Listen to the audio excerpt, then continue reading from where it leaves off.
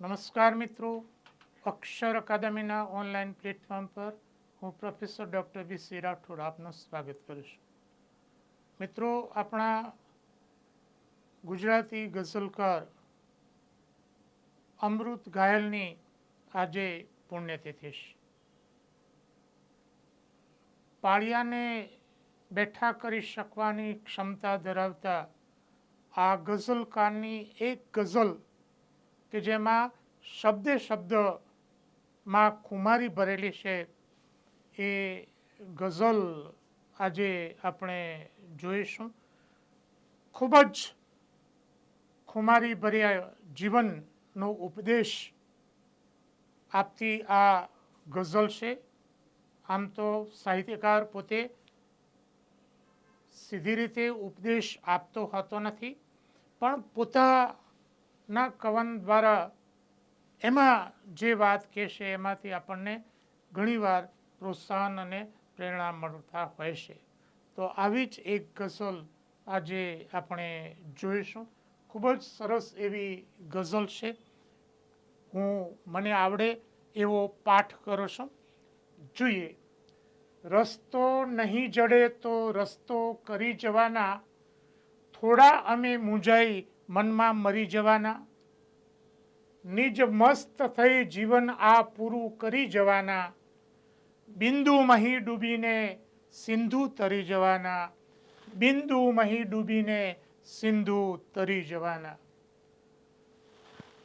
કોણે કહ્યું કે ખાલી હાથે મરી જવાના, કોણે કહ્યું કે ખાલી હાથે મરી જવાના, દુનિયાથી દિલના ચારે છેડા ભરી જવાના, દુનિયાથી દિલના ચારે છેડા ભરી જવાના. છોને ફર્યા નથી કઈ દીથી ડરી જવાના, દીથી દિવસથી છોને ફર્યા નથી કઈ દીથી ડરી જવાના, એ શું કરી શક્યા છે એ શું કરી જવાના. મનમાં વિચાર શું છે અવિરામ કઈ દીપક છે, પ્રકાશ આંધિયોમાં પણ પાથરી જવાના, પ્રકાશ આંધિયોમાં પણ પાથરી જવાના. એક આત્મબળ અમારું દુઃખ માત્રની દવા છે, એક આત્મબળ અમારું દુઃખ માત્રની દવા છે, હર જખમને નજરથી ટાંકા ભરી જવાના, હર જખમને નજરથી ટાંકા ભરી જવાના.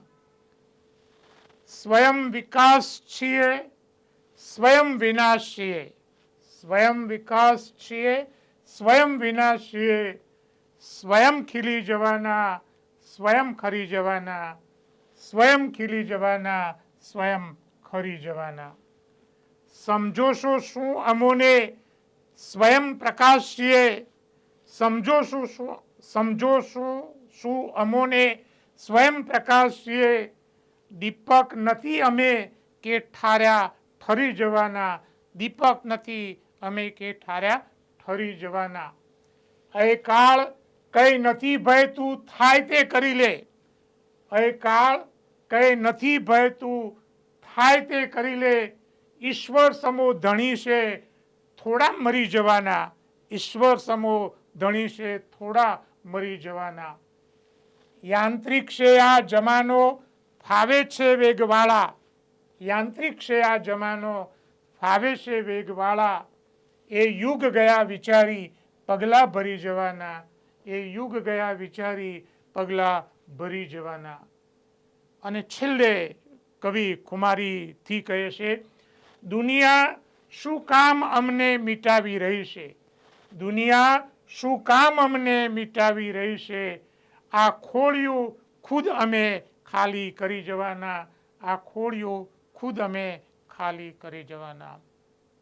મિત્રો, ખૂબ સરસ એવી આ ગઝલ મને ગમી, એટલે આજે આપની સમક્ષ મને આવડ્યો એવો એનો કાવ્યપાઠ આપની સમક્ષ કર્યો છે.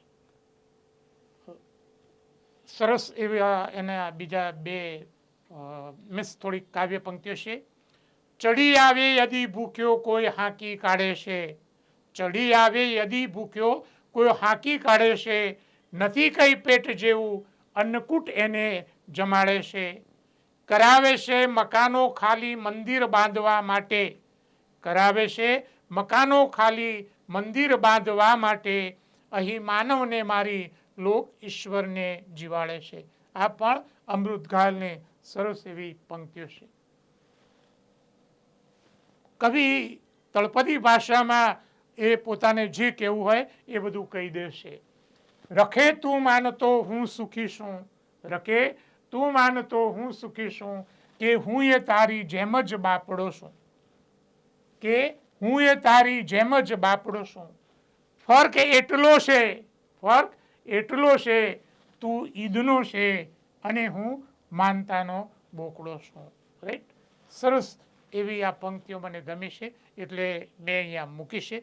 મિત્રો, આવી વધુ પંક્તિઓ જાણવા વાંચવા માટે અમારી જે ગૌરવંતી ગુજરાતી ટેલિગ્રામ ચેનલ છે એમાં અમે નિયમિત વિગતો મૂકીએ છીએ.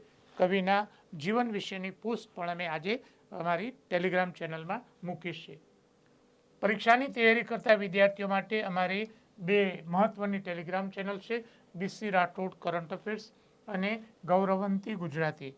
મિત્રો, આ જે ગૌરવંતી ગુજરાતી ટેલિગ્રામ છે એમાં મેં ગુજરાતી સાહિત્ય વ્યાકરણને લગતી, ગુજરાતી ભાષાને લગતી પોસ્ટ મૂકીએ છીએ. જે તે સાહિત્યકારની જન્મતિથિ કે મરણતિથિ હોય તો એના જીવન વિશે, એના કવન વિશેની પોસ્ટ પણ અમે મૂકીએ છીએ. હજુ સુધી જો તમે અમારી આ બંને ટેલિગ્રામ ચેનલમાં જોડાયા ન હોય તો એમાં જોડાઈ જવા વિનંતી છે. વધુમાં અમે અમારું મેટર ઇન્સ્ટાગ્રામ અને ટ્વિટર ઉપર પણ શેર કરીએ છીએ, તો અમારા બંને પ્લેટફોર્મને ફોલો કરવા વિનંતી છે. વધુમાં આજનો આ વિડીયો આપને પસંદ આવ્યો હોય તો એને લાઈક કરીને શેર કરવાનું ભૂલતા નહીં. અને હજુ સુધી જો તમે અમારી આ ચેનલને સબસ્ક્રાઈબ ન કરી હોય તો એને સબસ્ક્રાઈબ કરી દેશો અને હા, બેલ આઇકોનને ચાલુ કરવાનું ભૂલતા નહીં.